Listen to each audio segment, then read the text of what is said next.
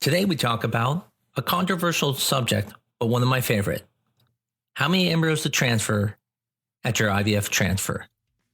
I'm Dr. Mark Amols, and this is Taco Bout Fertility Tuesday.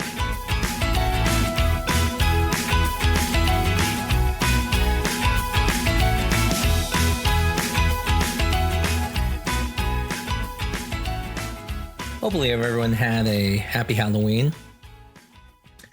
Tonight we talk about how many embryos to transfer. And I get asked this question a lot.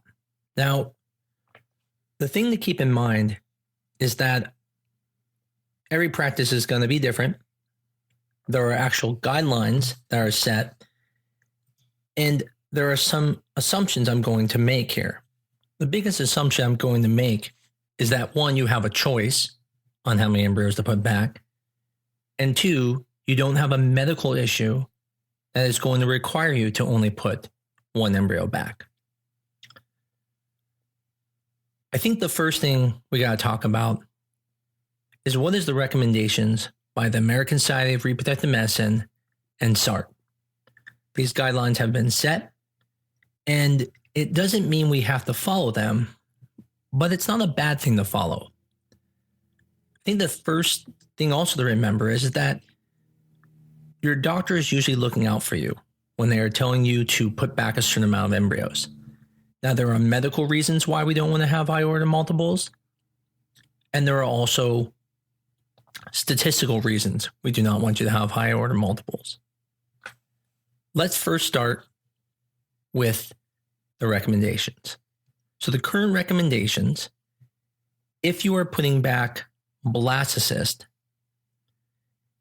is to put back one blastocyst and only one blastocyst if you have done PGT-A testing, which is also called PGS or CCS, and regardless of your age, is recommended one.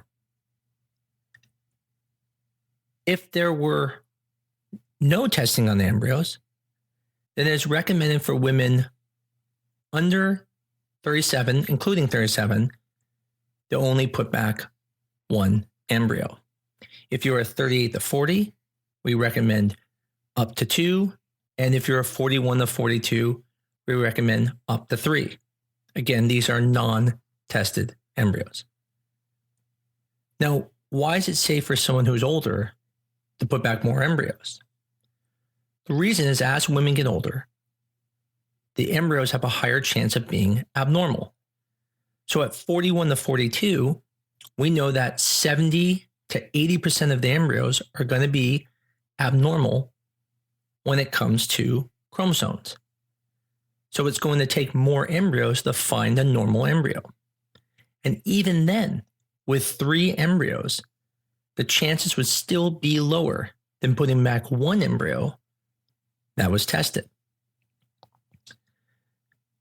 Now, when we're talking about cleavage stage embryos, very few places do this anymore. There are some who do. Personally, I say if you are doing a cleavage stage embryo transfer, you probably need to find a new clinic. That is pretty old techniques that very few people use. However, if you had an embryo that was tested and it was a cleavage stage, it's still recommended one. It's still recommended one even when 37 or younger. But at 38 to 40, now it's recommended up to 3. And at 41 to 42, it's recommended up to 4. Now, the question comes, why can you give more embryos when they're cleavage stage versus a blastocyst? And the reason is because not much has to happen to still look good as a cleavage stage embryo. I had a patient today say this to me. She said, oh, my embryo was good. They said they were all really good, and they were cleavage stage. And I said, they always look good on cleavage stage. Nothing's happened. I always use the analogy of starting a job. I say, if John and Sally started a job and both of them were seen on day one, you would assume that, yeah, they all look good. I mean, it's orientation day. Just got to put a name tag on. But by day 3, orientation is going, you're like, man, John and Sally, they're doing pretty good because they haven't done anything yet. But then after about 2 weeks, which would be equivalent to day 5, you would start to notice the differences between John and Sally. And then you realize John sucks. He's really bad at his job. Now you can tell the difference between Sally and John, not because he looks better, but because of the fact that now you have more information to evaluate him, just like you have more information on day 5 to evaluate day 5 embryo. To divide to day 3 takes little information from the DNA. So imagine the DNA is a blueprint and it's 100 pages long to make a baby. You might only need to use the first 5 pages to get to day 3. Page 1 is going to be like, hey, let's get together, sperm and egg. Page 2 is going to be like, let's divide. Page 3, let's divide again. So there's not much that needs to do. But then when you start going down the blueprint, now to get to day 5, you might have to go through another 25 pages. Now it has to do things like, hey, you're going to be the heart, you're going to be the brain, you're going to be the placenta. And now more has to happen and more things can go wrong. Because now you're using more instructions on that blueprint. You're not just dividing anymore. You're actually determining what's going to be what in the baby. And this is why very few practices transfer day 3 embryos anymore, because it's so hard to determine which embryos are good or bad, because even if they are bad, it's just page 3, right? Just divide. That's all it says to do. You need to get further into the blueprint to see if there are other issues. And now if it can't make day 5, it makes sense. Because on page 18, it said you need to become brain, and that was missing. Now, that brings with the question, well, what about embryos that make to the end that come back abnormal? Why are they coming back abnormal? Well, because their problem is so far down the blueprint, it hasn't shown up yet. So although you're able to get through page 25 and make it the day 5, now what you don't know is by, let's say, 9 weeks of pregnancy, which is page 178, there is a page missing. And that will cause a miscarriage, but we're still allowed to get to day 5. So the largest benefit of a day 5 embryo is that there's a higher chance it is normal and has a higher chance of working. Whereas with day 3 embryos, because it's so early on, it doesn't matter if that embryo looks amazing. It's just too early to make any decisions, and you'll need more of them to get the same success rate. That's the reason why most people are going to day 5 is higher pregnancy rates, especially if you're doing testing on them, because a biopsy on day 5 is much more accurate than a biopsy on day 3. But the most important part when it's talking about number of embryos to transfer is that if you're at the blastocyst stage, you can really get away with 1 and have an extremely high rate of success. So we have discussed the recommendations by ASRM as well as SART. And the next thing I'm going to talk about is that there's a push right now to do what's called ESET, elective single embryo transfer. And I struggled with this for a really long time because being a person who has been through IVF, twins is not a bad thing in my mind. I actually was praying for twins because, as we've talked about before in other podcasts, when you're infertile, it's not just the fear of not getting pregnant. It's also the fear that you'll never get pregnant again and never be able to give your kid a sibling.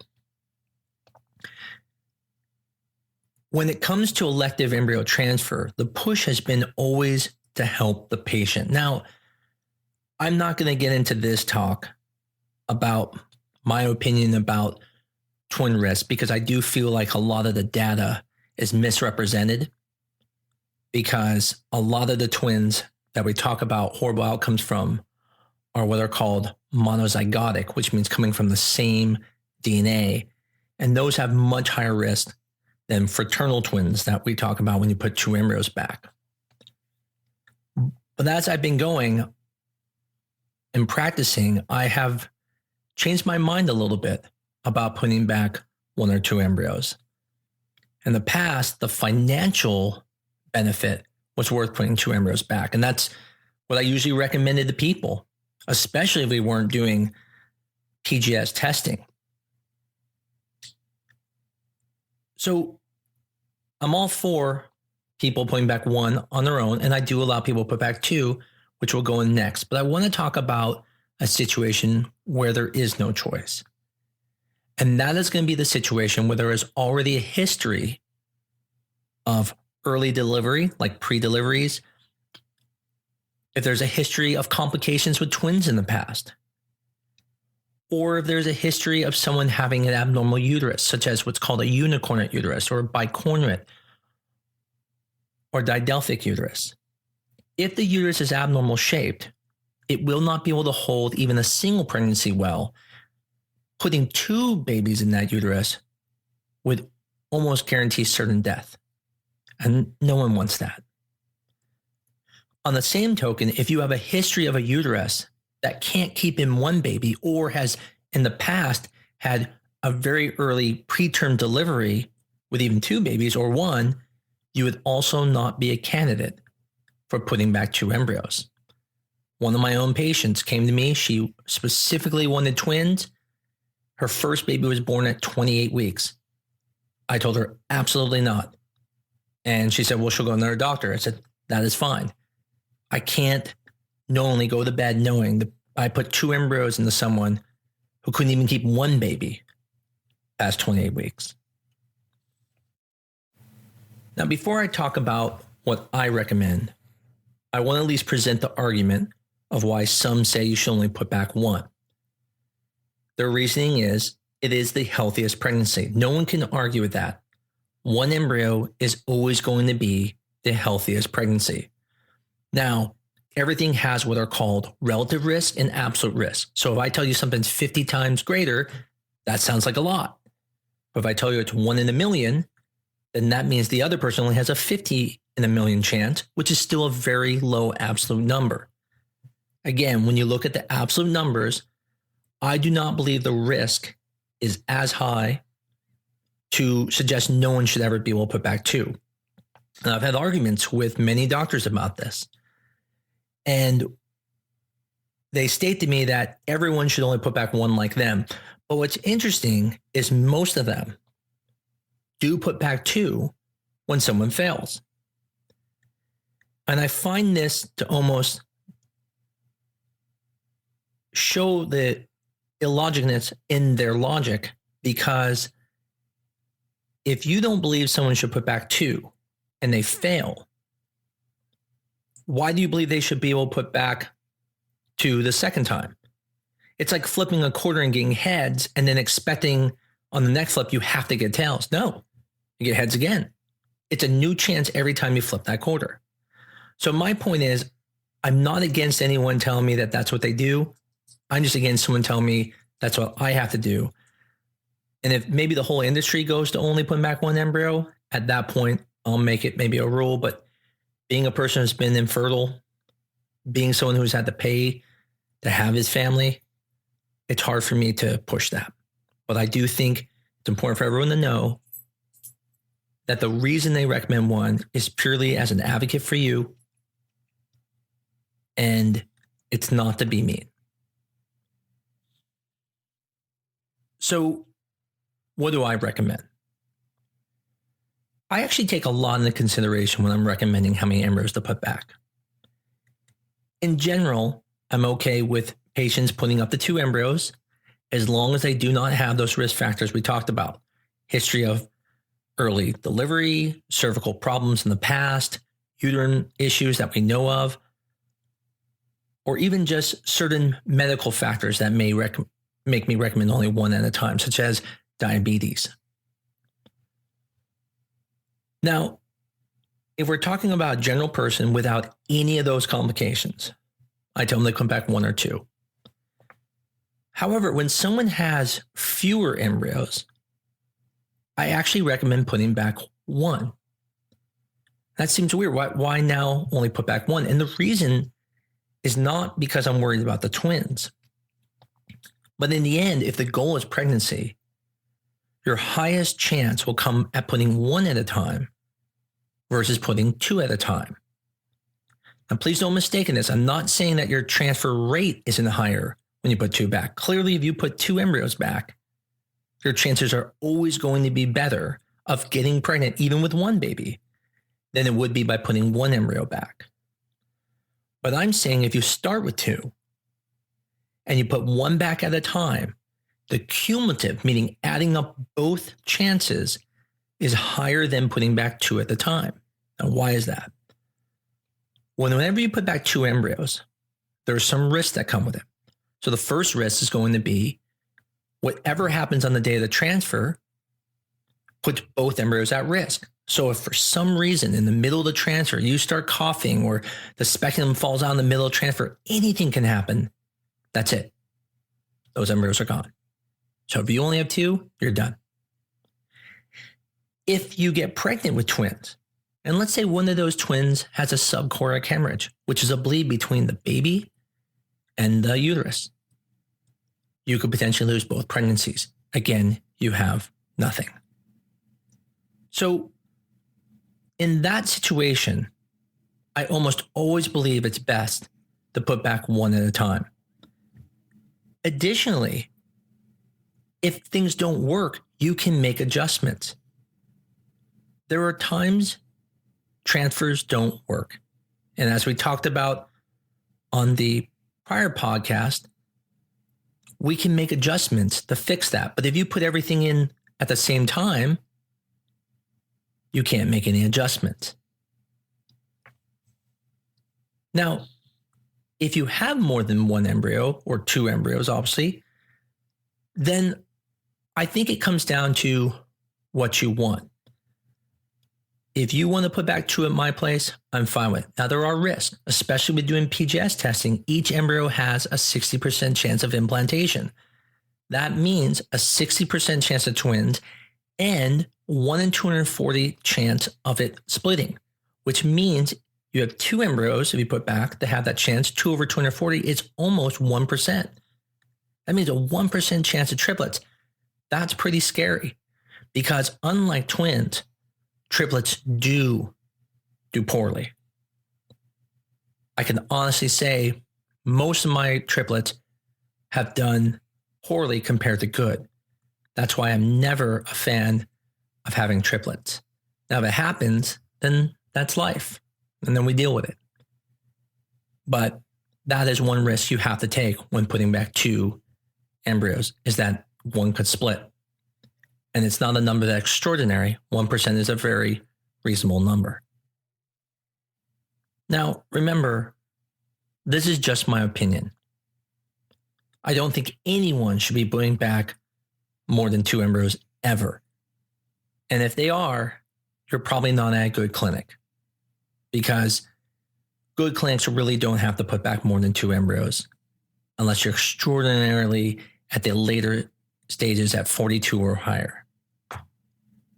I think it's also important to talk to your doctor. There are circumstances that they may recommend putting back one because of things that they know about you. For example, if you have certain handicaps, you may not want to have the risk of having multiples due to limitations you may have. If you don't have a good support system around you, you may not want twins. I had one patient whose husband was going to be gone and wouldn't be back for a year. I didn't think it would be good to have twins. And clearly I have the experience of having twins, knowing how hard it is. But even with my wife, I was busy and we still decided to have two put back to have twins. So it's never wrong. It's just the point is these are things you need to think about. No decision is wrong. No decision is right. You just have to find the right decision for you, your doctor, and your situation. So in summary, I'm okay with 1 to 2 embryos, regardless if they are tested or not tested. I also am okay with putting back one embryo, if that is something you want to do. However, if you have few embryos, I'd recommend putting back one at a time to have the highest chance at being successful. If you have lots of embryos, then it's dealer's choice. As always, I'm extremely grateful for everyone who listens to this. If you like it, please review us. Please go to Apple, iTunes, and give us 5 stars so more people will hear about us. So until next week, for Taco Bout Fertility Tuesdays.